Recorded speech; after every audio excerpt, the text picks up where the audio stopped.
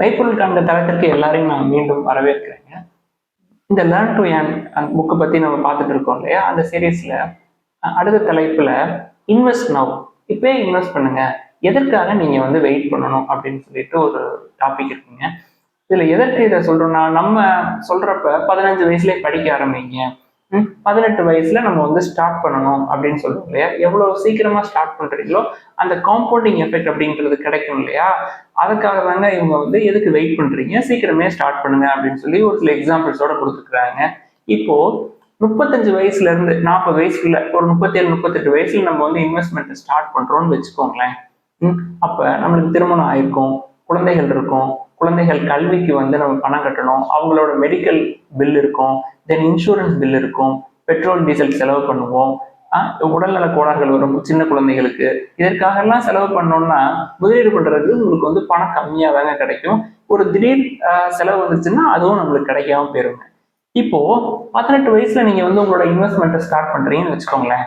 நீங்க வந்து உங்க அப்பா அம்மாவோட ஷேடோல இருப்பீங்க. பெரும்பாலும் அப்பா அம்மா உங்களுக்கு 18 வயசுல நீங்க காலேஜுக்குள்ள போறீங்கன்னா உங்களுக்கு வந்து 5000 ரூபாய் செலவாகுதுன்னு வச்சுக்கோங்களேன். அப்பா அம்மா பெரும்பாலும் ஒரு 10% எக்ஸ்ட்ரா தான் உங்களுக்கு அமௌண்ட் கொடுப்பாங்க. 5000 ரூபாய்னா ஒரு 10% வந்து கண்டிப்பா எக்ஸ்ட்ரா தான் கொடுப்பாங்க. அதுல ஒரு குறிப்பிட்ட சதவீதத்தை எடுத்து நீங்க இன்வெஸ்ட் பண்ணி பழகலாங்க. அப்பா அம்மாவோட ஷேடோல அவங்களோட சப்போர்ட்ல எத்தனை வருஷம் வரைக்கும் இருக்கலாம் அப்படின்னா, அதிகபட்சமா ஒரு 10 வருஷம் வரைக்கும் இருக்கிறதுக்கு நிறைய பேருக்கு வாய்ப்பு கிடைக்கும். குறைஞ்சது 4 வருஷம் நீங்க படிச்சு முடிக்கிற வரைக்கும் அவங்க வந்து உங்களுக்கு கைட் பண்ணுவாங்க, உங்களுக்கு பினான்சியலா சப்போர்ட் பண்ணுவாங்க.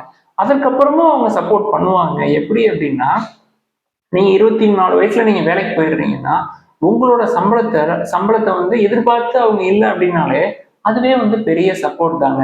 ஒரு 30 வயசு வரைக்கும் நீங்க வந்து இன்வெஸ்ட் பண்ணலாம் ஃப்ரீயா. அதாவது உங்க அப்பா அம்மாவுக்கு நீங்க பணம் அனுப்ப தேவையில்லை அப்படின்னா நீங்க வந்து ஃப்ரீயா இன்வெஸ்ட் பண்ணலாம். உங்களுக்கு அந்த நேரத்துல என்ன செலவு இருக்கும்? திருமணத்துக்கு முன்னாடி பெட்ரோல் செலவு இருக்கும், அதை போயிட்டு வர்றது டிரான்ஸ்போர்டேஷன், நீங்க வேலை பார்க்குற இடத்துல இருந்து உங்க வீட்டுக்கு வரக்கூடிய லாங் டிஸ்டன்ஸ் வெளியூர்ல இருந்தீங்கன்னா அந்த செலவுகள் இருக்கும். தென் அன்றாட அத்தியாவசிய தேவைகள் அவ்வளவுதாங்க இருக்கும். அதைத்தாங்க இவர் சொல்றாரு. எவ்வளவு தூரம் ஏர்லியரா நீங்க ஸ்டார்ட் பண்றீங்களோ அவ்வளவு தூரம் உங்களுக்கு சப்போர்ட் இருக்கும். ஃபேமிலி சப்போர்ட்டை நீங்க யூஸ் பண்ணிக்கலாம். 30s 40s 50s எல்லாம் நீங்க ஸ்டார்ட் பண்ணீங்க அப்படின்னா உங்களுக்கு இந்த சப்போர்ட் கிடைக்காது அப்படின்னு சொல்லி சொல்றாருங்க. அதுக்கு தான் நம்ம பல தடவை ஏற்கனவே சொல்லியிருக்கோம். 15 வயசுல படிக்க ஆரம்பிங்க, 18 வயசுல ஸ்டார்ட் பண்ணுங்க, 25 வயசுல அக்ரெசிவா இன்வெஸ்ட் பண்ணுங்க அப்படின்னு சொல்லி சொல்றோம் இல்லையா? அதே தாங்க இந்த புக்ல இவரும் சொல்றாரு.